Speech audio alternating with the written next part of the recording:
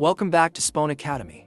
Today we'll be learning how to trigger PA or SIP call with the GEN-3001's alarm interface. GEN-3001 has multiple alarm input interface, makes it capable to correlate with other security system, like receiving alarm signal from fire alarm or CCTV system, and triggers specific action. First, let's take a look at the equipments we're going to be using today. These are the devices we are going to be using for this video.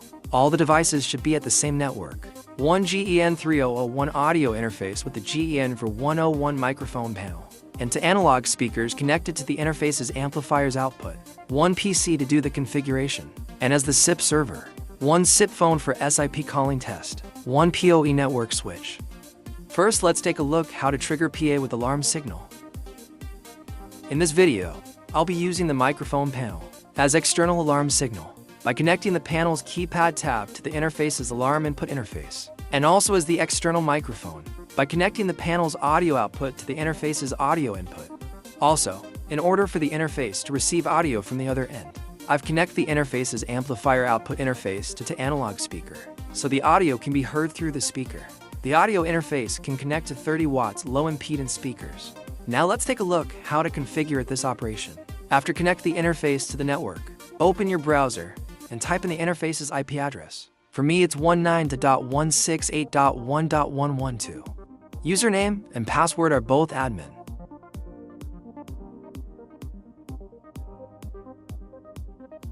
First, we need to change the interface's audio input channel. Click Audio menu.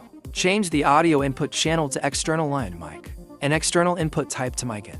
Enable mic phantom power so it could provide power for the microphone panel. So right now, when SIP call is established, the other end will hear the sound that's coming from the microphone panel. Click Save. Now let's create a PA pattern for the fire alarm. Upload the audio in the media menu.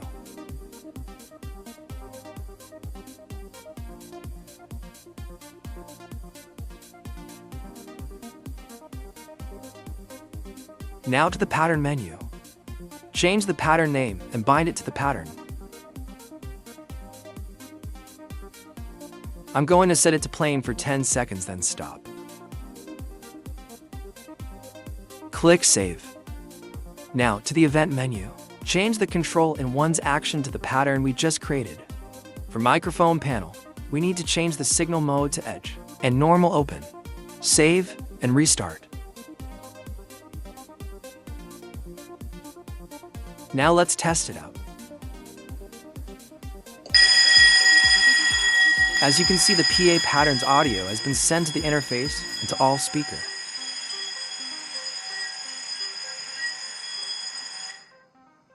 When there is an emergency situation, we can trigger the SIP call to the control room by simply push a button.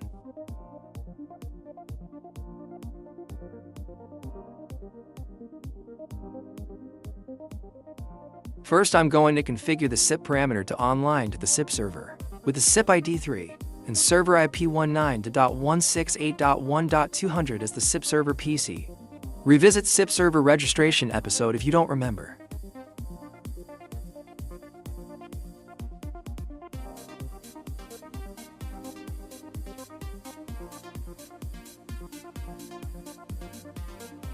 Now, back to the event menu.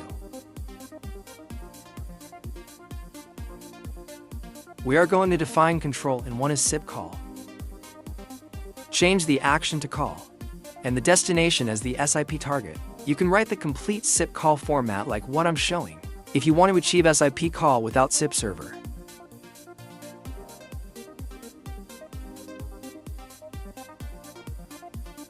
If you have SIP server, you only need to input the receiver's SIP ID.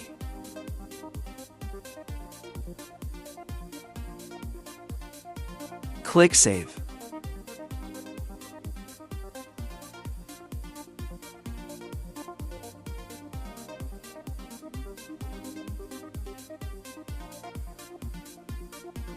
This is the SIP server on my PC.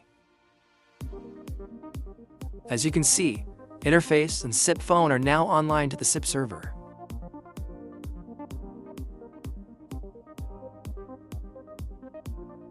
Now let's try to make SIP call with the microphone panel. Press down the microphone panel button You can see the SIP phone has received calling from the interface. Now we can start two-way communication with the SIP phone. You can see the audio from the SIP phone has been transferred to the interface and to the analog speaker. And SIP phone can hear the audio from the panel's microphone. Press again to hang up.